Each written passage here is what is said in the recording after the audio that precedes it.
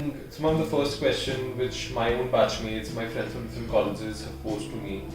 Being a part of the incubation team, we've seen this in other startups as well. Ma'am, the number of women who've come to us has relatively been less, fortunately been less. So ma'am, as a woman, ma'am, when you tried establishing your own brand, you tried setting up your own business, ma'am, what were the problems you faced which you felt were due to discrimination? And ma'am, how should women at large address those problems? Because there are certain issues which have to be addressed immediately. We cannot have delays in this. So ma'am, what are your views on this? So, sorry, I didn't get your name. Yogesh. Yogesh. So, Yogesh, first of all, thank you for having me here and for a nice, wonderful introduction. I think yes, definitely. This is not a myth that women have faced discrimination, or being a women entrepreneur is not harder, or doesn't have its set of exclusive challenges, which men don't have.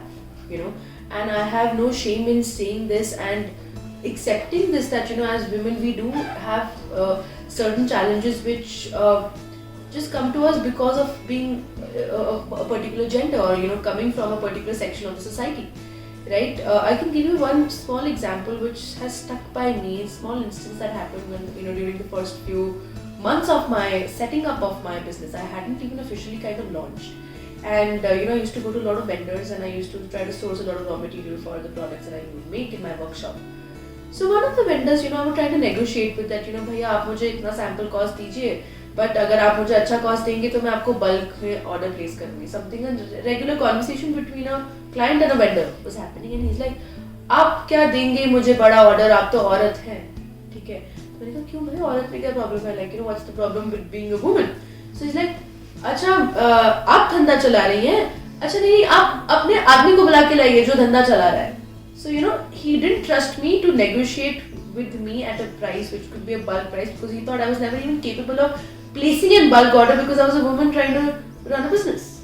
So little things like those, and that has stuck with me, because that's something that's really below the belt, or that's something that is just on the basis of discrimination, just because I look a certain way and I have certain body parts which the other side of the sect or the sex don't have, doesn't mean that I can't be. But these kind of myths, these kind of stereotype, this kind of taboo does exist in the world in general, and specifically in our country, and it is specifically applicable to the kind of businesses that we are running. That's why you would see fewer women being a part of the whole entrepreneurial ecosystem in our country. That would, I think, answer your first question. The discrimination does exist.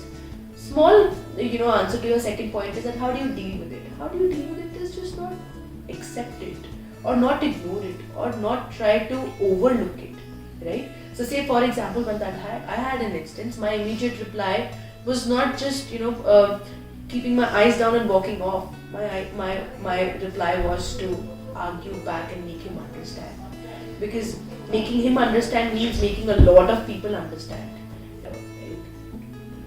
Ma'am, so we've seen the website from Akshay Wali, ma'am, we've seen the kind of industry you're in. So ma'am, and this is a personal question I'm going to put in.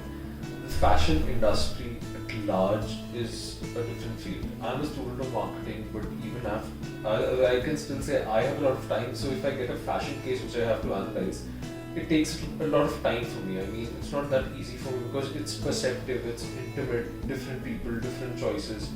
And ma'am, most importantly, the competition. It is absolutely cutthroat. Yes. You have big players against you, big players with very big pockets. Yep. And they are ready to raise funds. Ma'am, your products are very unique. Yes. You can't buy it off easily.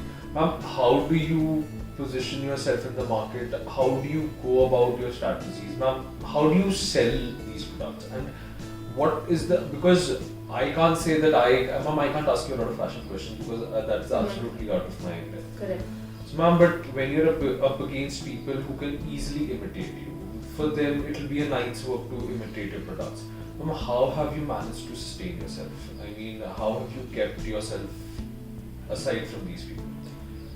Yeah, it's a constant challenge, on an everyday basis, and I was not born with a strategy in my mind, and I don't have a strategy in my mind, to be very honest. I think through the journey of hit and trial, or through the failures, what failures have made me learn my education could, or my theoretical knowledge could never make me learn, because you fail 10 times and then you learn from it each time, and then you don't make those mistakes again, right? So coming back to your question, is that how do you deal with so much competition or the overwhelming kind of pressure in the market, where big pocketers or people who have a much bigger infrastructure or net worth for that matter, can take you for a run within a night's job, right? I think I think my USP is I'm never trying to sell a product, I'm trying to sell a story. That's what people come to me for, and that's what I have tried to always inculcate as through the communication, through the through the brand language. If you see, if you think of The Nakri Raga Wali, series. correct. The products are named very uniquely. So this is the Correct. first time I've seen such a product lineup in front of me as well. Correct. So, we put in a lot of effort into the storytelling, right? We put in a lot of effort into the emotion. We put in a lot of effort into the language. If it's a English brand, even the smallest of the captions will be in English. If it's a quirky brand, so we're trying to pay a lot of attention to each part of the detail that we fulfill as an entire story that we present to the audience. That today they're not coming to me to buy a pair of earrings, which might be available at a similar looking pair of earrings now because of imitation might be available at a 1/4 the price at a particular other platform, but the loyalists would come to me. Why? Because they want to buy from the original storyteller, not from the person who's just selling the product, right? So I think that's how I've been able to differentiate myself, and that's what's worked for me, and that's what I want to always keep focusing on. Is that even I don't know if you heard the panel discussion, but that's what I said on stage also, that I want somebody to look at a product and be like, hey, this looks like it's from Nakri Wali. I don't want to have a logo on it. Right. I have to ask, Ma'am, how did you come up with Nakri Wali? How did this entire thing start? Ma'am, we weren't on the panel, we've been handling this side of the work, so we've not heard anyone till now. Okay. This is the first time I'm interacting with all of you. Okay. So, Ma'am, you will have to update me a little. Ma'am, how did this entire thing start? How did the you entire come- thing start? Yeah, it's a very long story. I think you'll have to just JPO fight from any of the interviews. I'm just bored of answering the same question. So not happening. It's a very long answer. I'll have to tell you the entire story. Ma'am, But a in small short, gist. I think in short how it happened was that I was right out of my college. I started working at Google. Then I started working at, I quit Google within a couple of months because they were relocating me to a different city, and I'm like, I can't go to a different city for a job that I'm not even 100% sure about. Then I joined another corporate, which was Aon Hewitt, which is an HR consultancy based out of the US. I was doing a good job there, having fun, waking up to a new life, getting a good paycheck by the end of every 30th of the month, because you're a consultant, and as a consultant you do get a good pay scale to begin with. But I wasn't satisfied with my job, and I always had this creative kira inside me. I've been into music, I've been a musician, I have been somebody who has been very, very creative in all her ways throughout her childhood. So I wanted to try something into the creative space. I didn't know how to turn all that hobby and passion into the profession. That's something that I can do for the rest of my life. So slowly and steadily I went to London College of Fashion. I came back, did that short course in fashion marketing and styling. I came back and I started assisting alongside of my job at Aon. I started assisting a lot of fashion magazines. I started going to fashion weeks. Started writing content for digital online platforms, and I would not sleep because they didn't say 9 baje se raat ko 9 baje tak you're doing your naukri, and then you're coming back home, taking a little break, and then you're doing your own freelance work that I just picked up, not for money but from an experience point of view. And one day I remember, at this fashion week that I was invited to, I used to make a lot of things out of waste from home. So I remember bed sheet mama ne feki hui thi, and I made a sari out of that bed sheet, and I made a pair of earrings for me and my friend, and both of us went to the fashion week wearing those products, and one of the very, very influential people in the fashion world noticed those earrings, like, oh hey, those look really good, where did you buy them from? I'm like, oh, but I I made it in literally 2 hours with the jugaad of sui dhaga and that discarded bedsheet with my mother, which my mom said, please throw it away now, don't do anything of it. So she's like, it looks really beautiful, how much can I buy it for? Like, oh really, she wants to buy that shit? So I went back home and I'm like, okay, can this be a professional idea? Can this, turn into something more concrete? Is it just because it gave me a lot of good butterflies in my tummy. But I wasn't stupid enough to immediately take a plunge just because a couple of instances happened. I did make a little bit of a plan that, will I be able to survive the first 6 months without, because I'm going to be bootstrapped obviously. I don't have a lot of savings because I'm a 22-year-old. Right, I don't want to take money from my mom and dad because I don't want it to be a mom and pop show. I want it to be self-sufficient. Will I be able to get a team together? I asked a few people. I did a little bit of the proof of concept, made a few basic samples alongside of my job. Got a कारीगर जो रात को आता था 10 बजे सुबह तक रहता था मेरे साथ 2-3 बजे तक, and in those 4-5 hours we will create some basic experimentation. Did a proof of concept. Everybody loved it, and we were like, boom. One day I went to the HR and quit my job, and I told my parents, hey, Papa, Mama, I've quit my job and I'm going to do this. That's how it started, and then now it's been little more over 3 years. Ma'am, if I may ask you, ma'am, what was your college in? What was your field of study? Yeah, I did. PCM plus Eco is what I had in school. BCom Honours is what I did in college. London College of Fashion, I did fashion marketing, and otherwise I'm a master's degree in music. In piano and vocals. So I've done everything under the sun, but I've never studied design, fashion design. So and I run a fashion brand. So you not studied fashion design. Yeah. You did not go for a course called operations management, which you have to study for really long hours. Boring one, very boring. I cannot say that. I can. That's why faculty will be also listening. But ma'am, at the same time, you've established a brand where you cover first mile for procuring of raw materials. There's a timely system to it. You have certain order which you have to give, and you cover last minute delivery as well. How did you execute your idea, ma'am? Because a lot of entrepreneurs get up into an idea. Now, when they start working on it, they realize the intricacies of what they're about to do. This sheer scale of what they're about to step into. And ma'am, you can't have 4 satisfied customers and then 5 dissatisfied customers. There has to be a certain smoothness to your operations. Ma'am, how did you channelize these things? By disappointing a lot of customers. I learned. I think I learned from my mistakes because, like you said, I didn't study any of it, right? So, but I feel like studying would not have made me. While I'm somebody who pays a lot of who gives a lot of weightage to the theoretical knowledge or the applicative knowledge that we get through the courses that we do. In fact, only 2 weeks ago I was in IIM Bangalore doing a course myself, and it was one of the most wonderful experiences I ever had in my life. I'm parallelly doing an online course from Stanford myself, executive MBA. So I do believe in the idea of or the weight that education carries and the knowledge that we inculcate through that. But having said that, no amount of knowledge or nothing can be taught what can be taught on the job. So I have learned everything that I possibly know on the job, man. Literally, I failed and rose above it every time. And I think what you can't learn from other people's mistakes is what you can learn in one go from your mistake.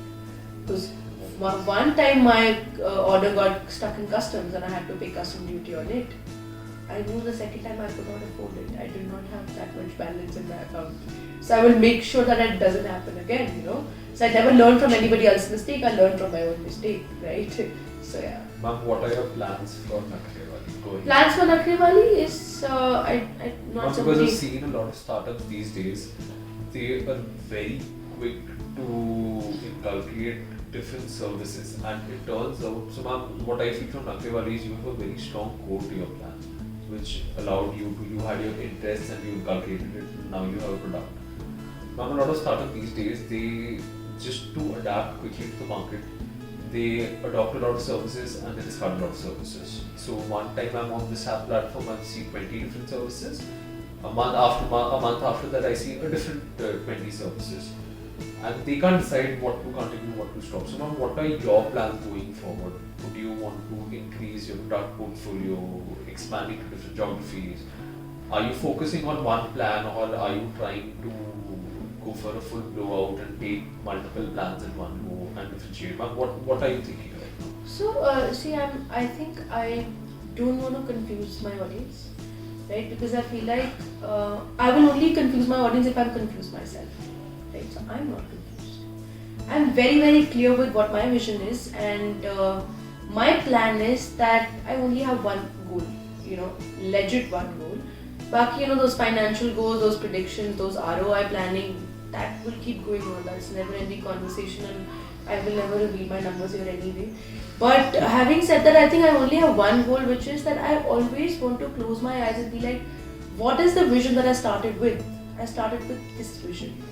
Even 20 years down the line, I can close my eyes and be like, okay, I have the same vision. So my vision should be reflected and it should be consistent throughout the journey of me expanding in terms of geographies, me expanding in terms of different countries, me expanding in terms of my product category range, me expanding in terms of the number of offices or the number of infrastructure loopholes that I have, me expanding in terms of coming from an online brand going to a more of an offline space, or going into an experiential space. I do plan into opening this thing called Cafe Lakra, which is due to open in 2021.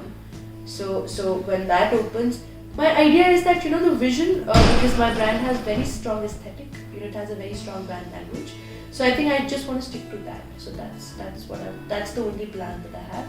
Baki, those little details and the fillers will fill themselves up on their own. Just one last question. So ma'am, a lot of people are going to be watching this video. A lot of women entrepreneurs are going to be watching this video. So ma'am, your one last message to them. It can be a mistake you've made and you would really wouldn't want them to make that. Something from your experience, or perhaps some suggestion they should keep in mind while implementing their business solution. Anything you would do? Yeah, I think the technical advice that I try to give to everybody, which nobody gave to me, and I think I should have known since day one, is that definitely keep somebody who's taking care of your accounts since day one. Always keep a check of the money that's going in and coming out since day one. That's really important, because otherwise you'll never know. Like, by the end of third month, I thought I was making profits, but when I actually got it checked by somebody else, I was not even breaking even. So those first 2 quarters, I was unaware, and I still come from some commerce background, so I understand what credit is and what debit is, but I was unaware. So I think from a technical point of view, any business that you start, whether it's a service, it's an idea, any industry, across industries, across everything under the sun, bookkeeping since day one is highly imperative. You cannot run a business without having proper bookkeeping.